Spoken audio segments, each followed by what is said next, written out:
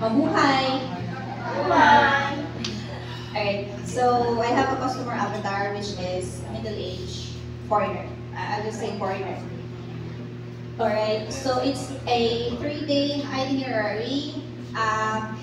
Guests will be coming from Baguio, going to La Trinidad, sleeping in Tuglay, then going to Alok, coming back home to Baguio. Day 1, guests will be picked up from Baguio Country Club, and he or she will be having breakfast at Cafe by the Ruins, which is tinapang bangus with rice. So, tapa, this is usually, it actually started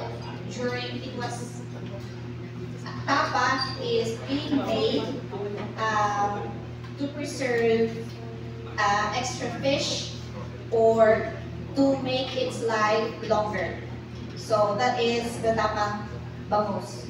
The tinapa, that is actually the most fish that's being utilized is galunggong. So that's the spot. Alright. And then guests will be having a strawberry picking at 8 o'clock in La Trinidad. And he's going to have his lunch at Inglay Restaurant, which is located in KM6, which will be bulalo with rice. Bulalo is a beef chunk, stewed beef chunk. So to bring out the flavor of this bulalo, it's usually boiled for how many hours? For the reason that it's being commercially consumed,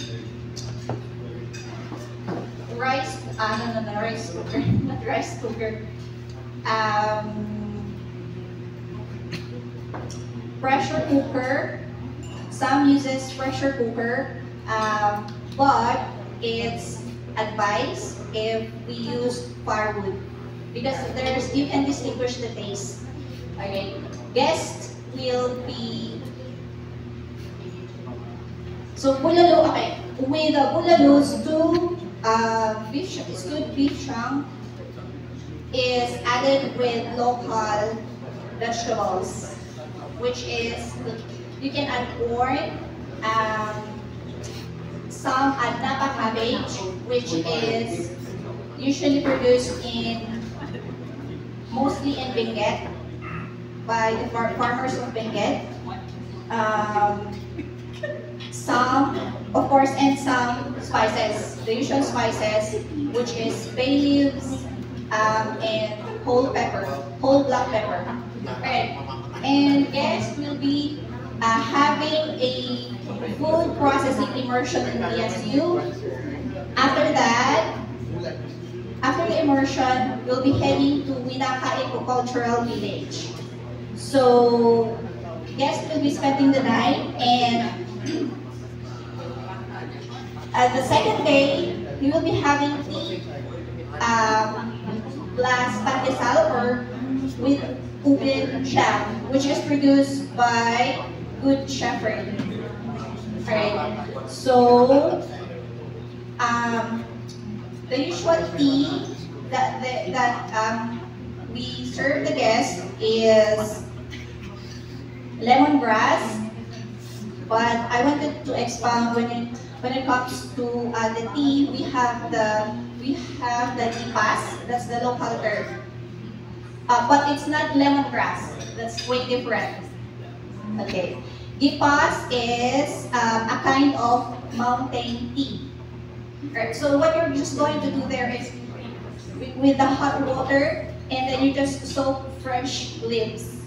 If it's dry, you're going to just boil it for a couple of minutes, and that's it. Or else it will become bitter. So that's what the guest is going to do. At 7 o'clock, guests will start the process on how to make pinipikan. I won't be expounding this one because it was already mentioned a while back. So, and we're running out of time. So the guest will learn how to make pinipigan, and that will be his lunch. So he will, after lunch, he will try to do harvesting, making fruits found in the area. They have rattan lituko, the lettuce and the spinach. So he can also do rappling and hand weaving, which is the expertise of one of the expertise done in Winaka. Alright, so the harvested one, it can be his snacks. Not literally snack, but I mean, that's the one that he's gonna take. Okay, and then dinner, since Winaka has, they have poultry, they have goose, duck, turkey. So the dinner of the guest will be adobong pato. Okay, so adobo is usually the marinated. Here in the Philippines, what we usually see as used, the main meat is pork or chicken. So to make it special, we'll have adobong pato for the guests, and it came from the word adobar from Ms. Sheki yesterday. Okay, so dinner and then lights off. The breakfast, tusilog, that will be the breakfast of the guest, which is tusilog. That's the combination of tocino and itlog. Tocino is, it was actually introduced by Spanish. So they introduced it to us way before. Okay, tocino. Cured meat. All right, cured meat. Usually, it comes from the loin part of the feet because it's tasty and it's soft. Just additional is what makes it red. The usual tocino that we're seeing is the roots of the beetroot. So that's it. They're the powderized that one, and that's the one they're going to use this way. That should be. I think for commercial they're using food coloring, but it should be like that. All right. So okay, the eggs, tocino and egg, which is tusilog, itlog in Filipino. It was harvested also from the chicken that was cooked this morning, which is pinippikan.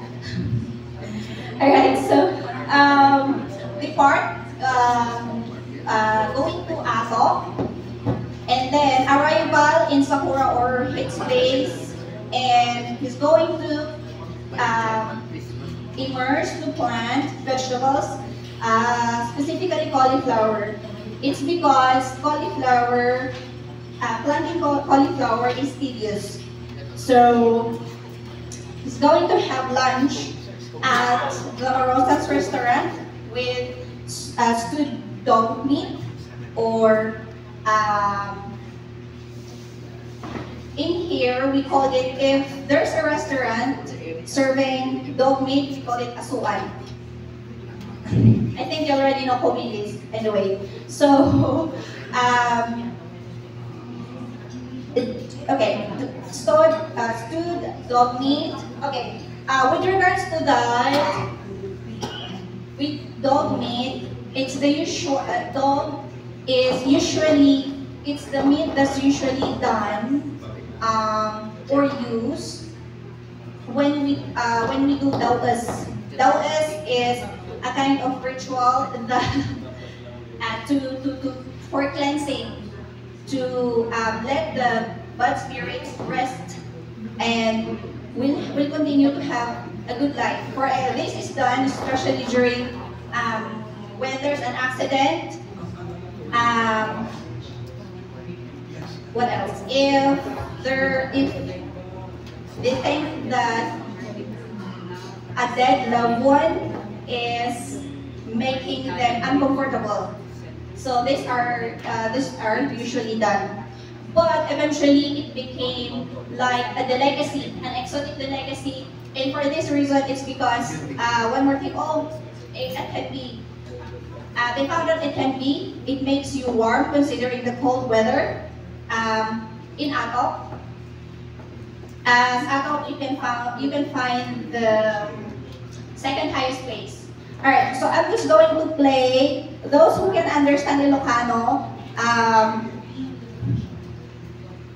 can get the joke with this music.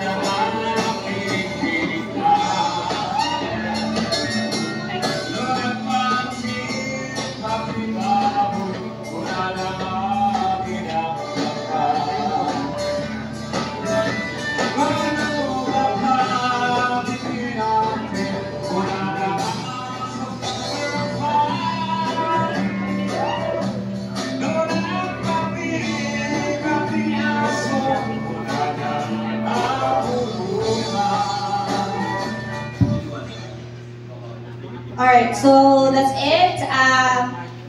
I related it to that because when you butcher a dog, it's usually used as pulutan.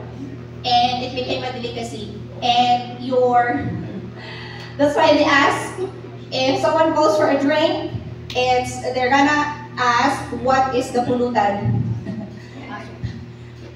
If it's chicharon, okay, never mind, next time.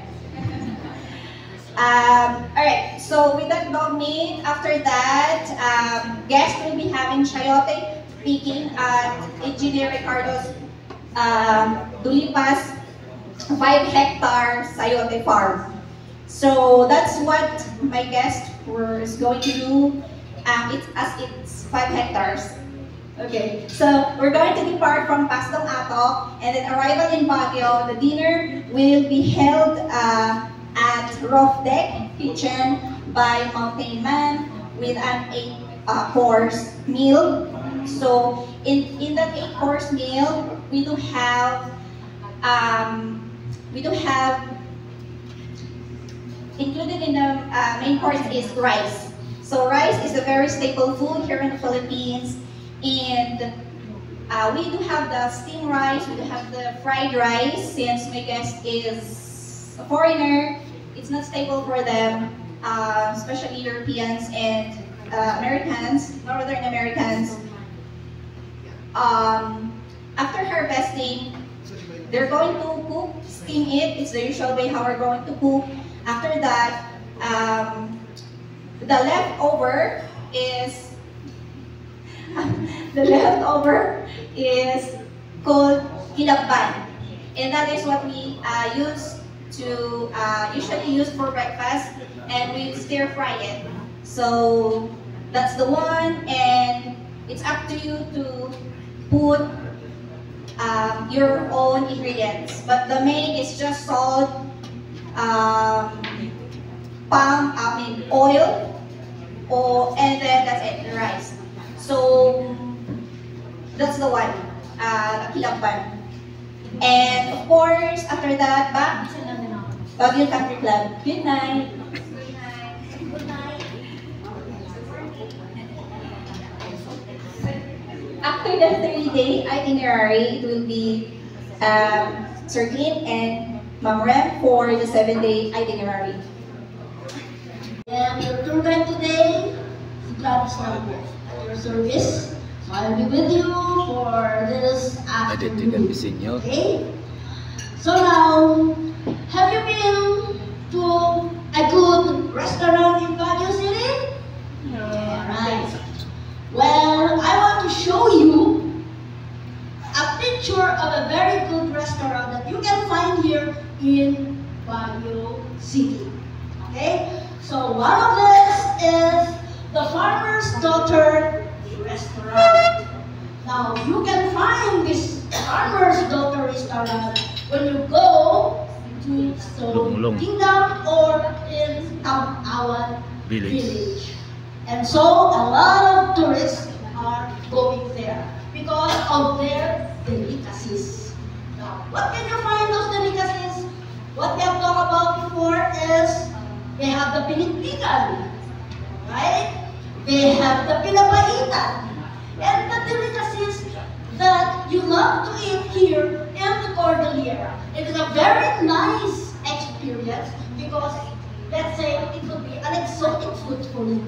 Alright? Because I myself is also fan of exotic foods. I love to discover foods that I don't even see. But when I go to other places, wow, I could find a lot of those delicacies that it is nice to experience. Okay? So now, ladies and gentlemen, try to come up and let's go to Farmer's Daughter Restaurant so you can taste their delicacies there, okay?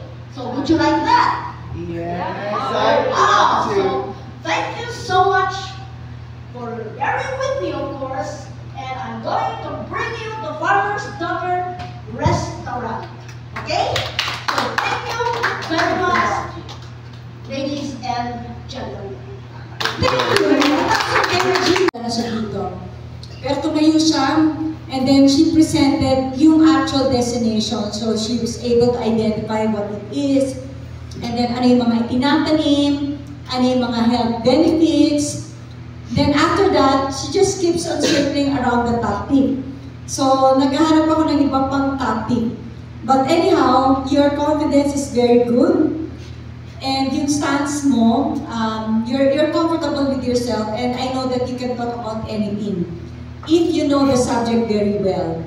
Diba? Kasi from there, you're able to put together something. So, congratulations! Palakpakan naman natin siya.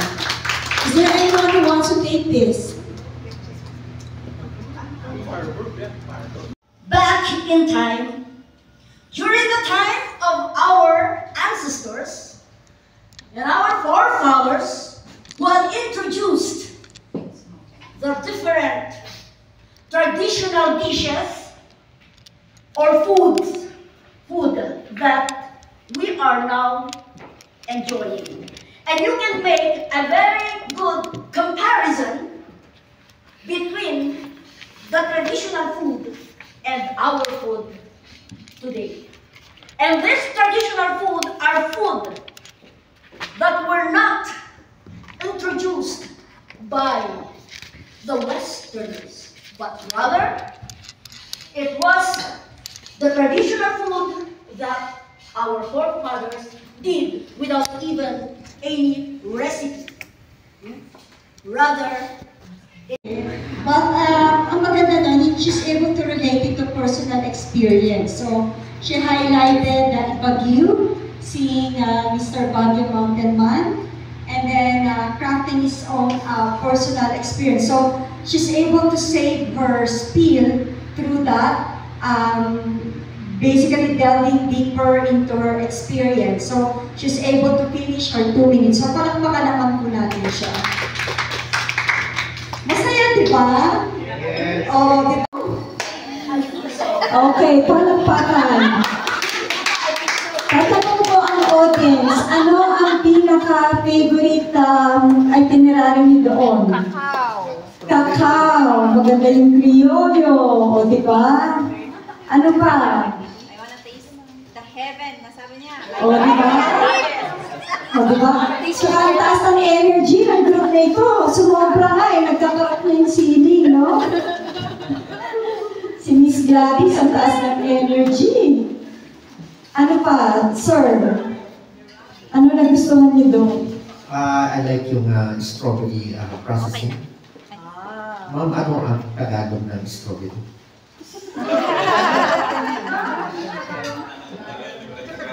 Kamuras pa. The Tagalog po ng strawberries, La Presa po.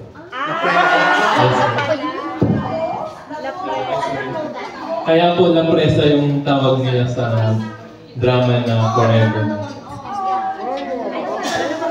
Two words, L-A-P-R-E-S-A o one word? Sounds like Spanish. Spanish. Presa baka fresh na fresh.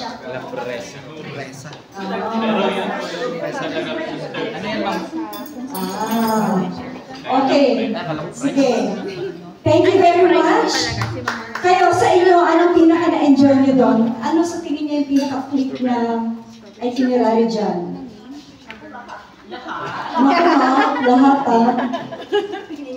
Tsaka yun sa kanila, they presented the itinerary and they also did their spiel collectively. So lahat nagkaroon ng idea, ano yung background ng mga highlights nila.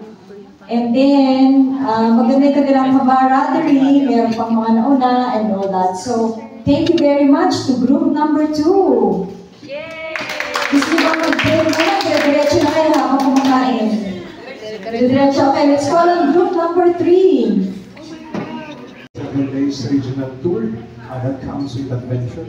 So this is what we call a visual itinerary that we normally give to our travel coordinator. So they will be able to interject whatever they want. So starting with day 1, expected time of departure, the travel time to the first destination is 2 hours. And sa first destination namin, pag ganyan po yung ikot namin, iikot, tapos yung part 2 niya, so my teammate is going to take the last destination. So the first destination is, ang allotment niya sa AM is 4 hours sa AM, day 1. Ang activity namin doon is yung destination is a Cosmic Farm. It's a known place, second to Patacosta Springs, second na naging famous, even international, sa organic experience. What makes them, what levels the experience of the organic farming is because it comes with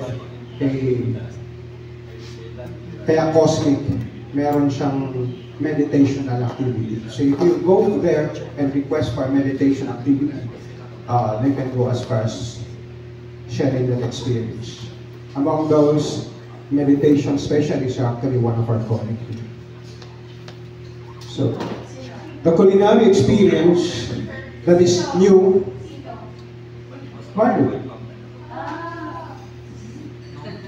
is associated also with Cosmic Farm. So Cosmic Farm is a farm established by a family who is strictly 100% vegetarian, and they're members of Ananda Marga.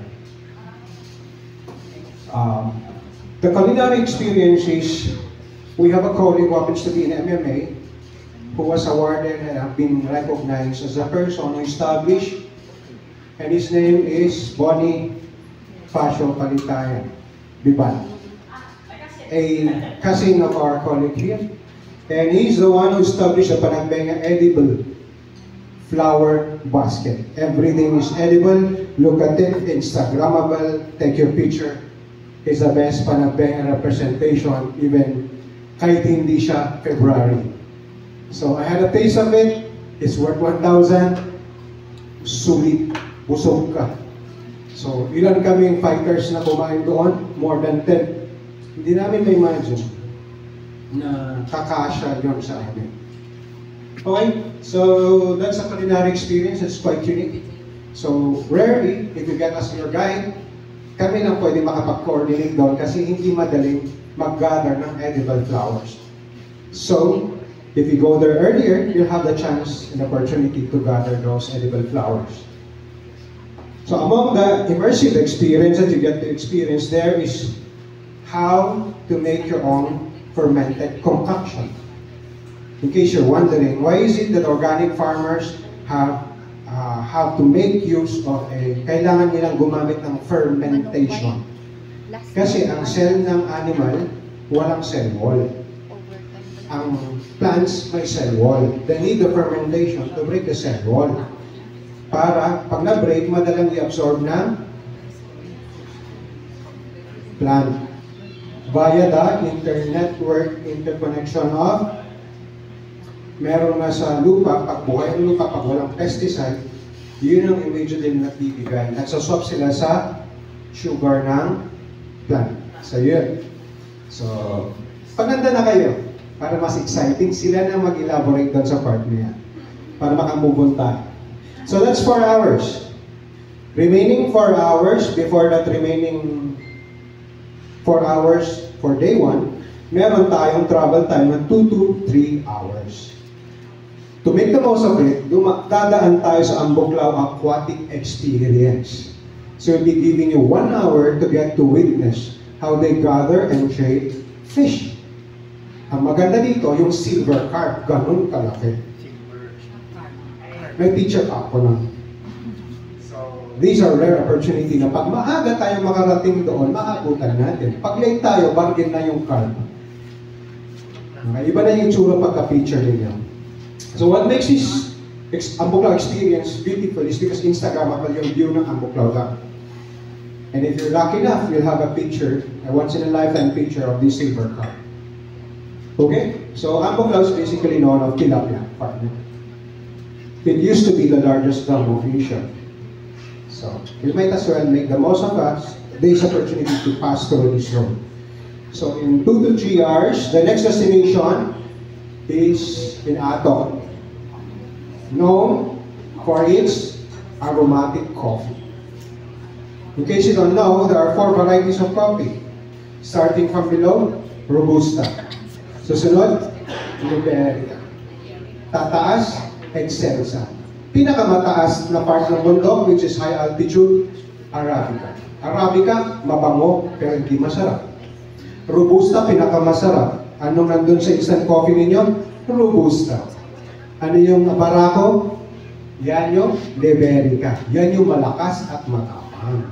Yung Excelsa, in between yung height niya kung saan pinaplan. So it's basically partition based on the elevation of how this coffee were planted. Now, where is the best coffee coming from? And the most expensive coffee? It's coming from Atok. Kasi sila mataas ang altitude. Right now, it's moving towards Tinok Ifugao. Yung rainforest na uubos na because of the movement of coffee farmers towards, kasi na-sold out na yung kape nila. 10 years na, bayad na. May scholarship na rin yung anak nila. So that's a story of Atok Coffee. That's the Atok experience. They will expound on that idea when we visit the place.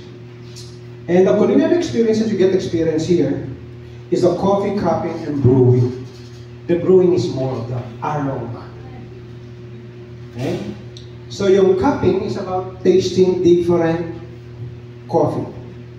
Yung taste niya na talagang sagad. So mararamdaman mo yung kape na parang ang katabi niya unas.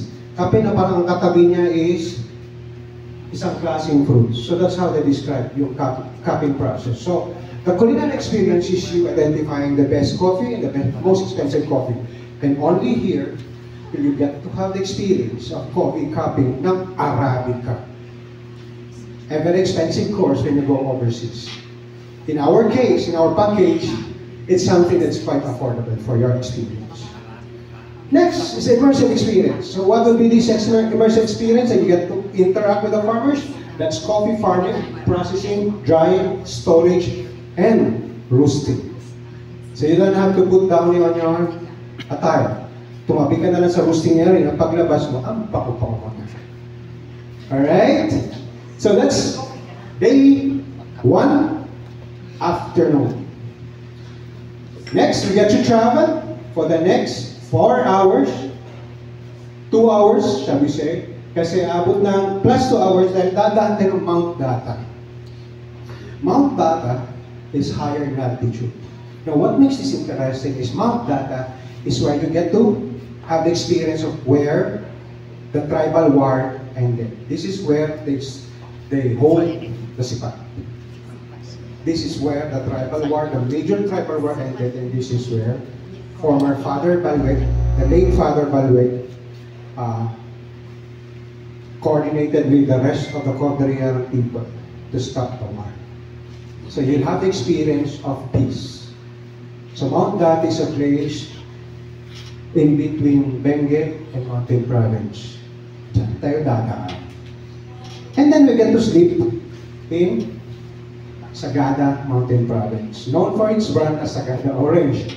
But Sagada is basically known because there's a lot of films that were made. So film tourism-wise, Sagada is a place where quite a lot of films were made and written.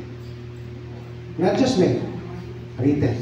This is a place that inspires a lot of creative professionals in the film industry. So now, anong maganda sa Sagada?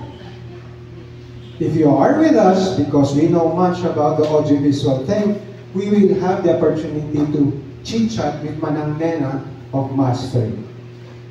It's a Masfree photographic journey. So that is the activity. The culinary experience is the Sagada, Pinilpikan, and the Bisao Linapet. Bisao is basically very much known of Linapet. That's associated with the stone calendar. And Sagada is also known for their highfalutin various types of pinippikan. Iba-ibang cafe, iba-ibang restaurant, iba-ibang style. So you're free to roam around to get a taste of pinippikan. The immersive experience here, which makes Sagada very famous, is the Sagada exploration. We call it spelunking. So that's the adventure. But what will make this tour package totally different is after you get out of the cave, kahit nangangatog na yung tuhod ninyo, may outdoor kitchen tayo doon. Okay? To be served by our Sagada culinary guide. Okay? Now, other than that, some may not be interested sa cave because of some back pains or they don't want to be magkaroon ng scar, masugat. So, bigyan natin sila ng waterfalls experience. Walk along the rice fields and then enjoy the waterfalls. And, of course, Sagada is very much known internationally because of the hanging coffins of Sagada. So, quite a lot of foreigners are wondering. Kaya, alam niyo ba, based on survey, Sagada is a very famous destination in Northern Luzon because of the word hanging coffins of Sagada. That's based on the research made by the person that were commissioned. We were there during the documentation process. Okay, so we get to sleeping Sagada, and then ang next destination natin sa day 2 after Sagada, sa day 2 natin sa PM is Malikong Rice Terraces. Doon tayo matutulog sa second day. What's interesting sa Malikong? Banawe is very famous sa rice terraces.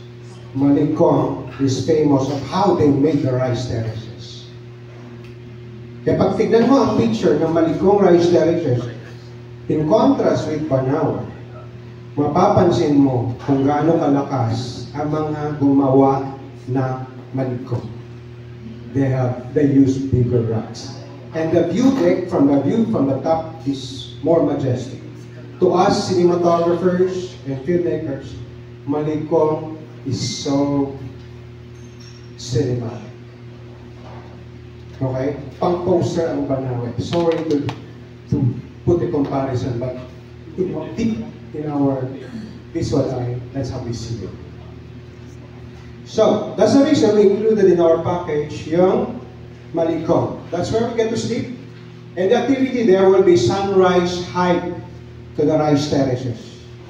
If there's one thing that I'll never forget when I visited this place, is just at the top of the rice terraces, that's where I had my meditation. We call that bringing in the positive energy. Otherwise known in the word of grounding, there's a word for that. I forgot. Okay? So, yun yung activity natin sa Malikong. It's basically hiking and taking pictures as well. Selfie. The culinary adventure will be, okay, this is something interesting. Something new. Imagine the pine cone and needles being cooked. After mong mag-meditate, yun ang key mo. Di ba ang sayo? Di ba yung feeling? Detoxification. Okay? Ngayon, pupunta tayo sa immersive experience. You aware kung saan ang extreme experience ng aviation? It's in Maliko. They do paragliding.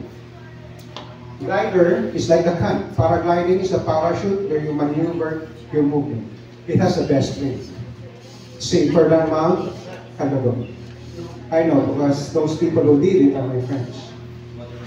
Okay, so you book your tour with us, then definitely you get to experience this extreme, one-of-a-kind activities. Okay?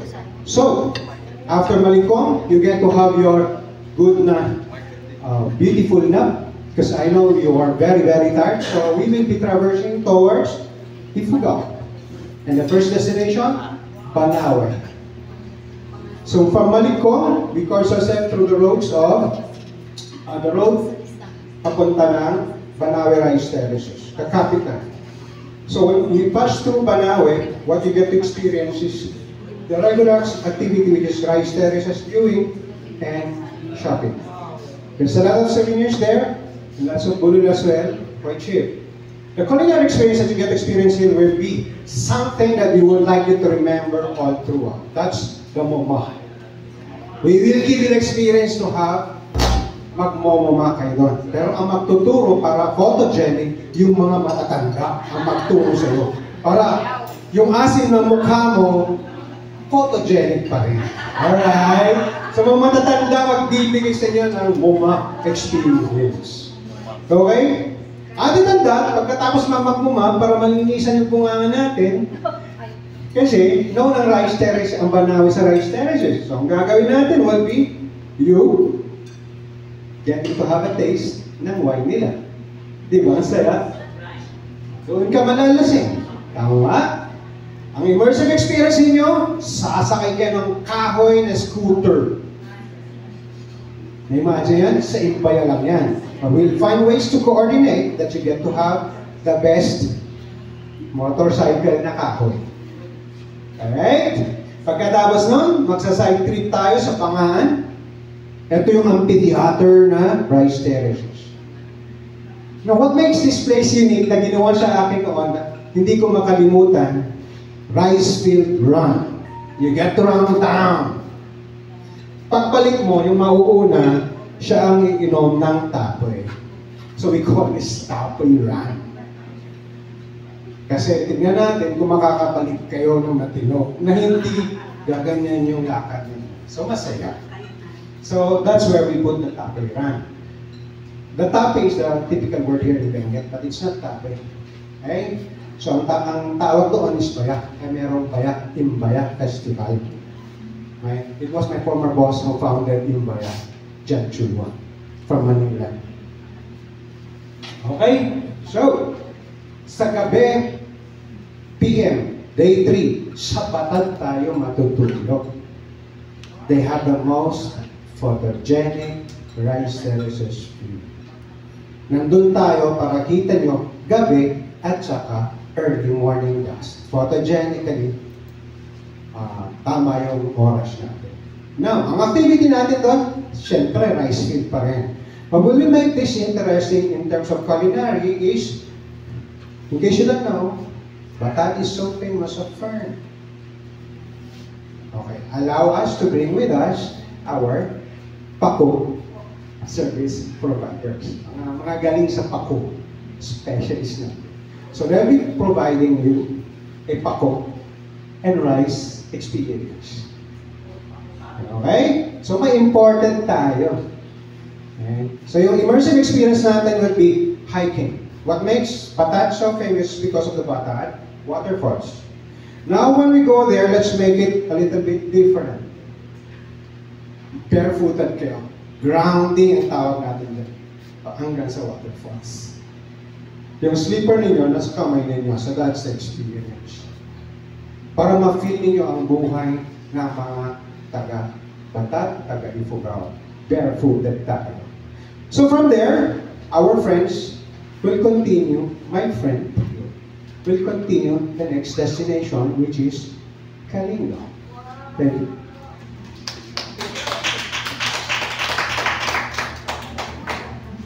In addition,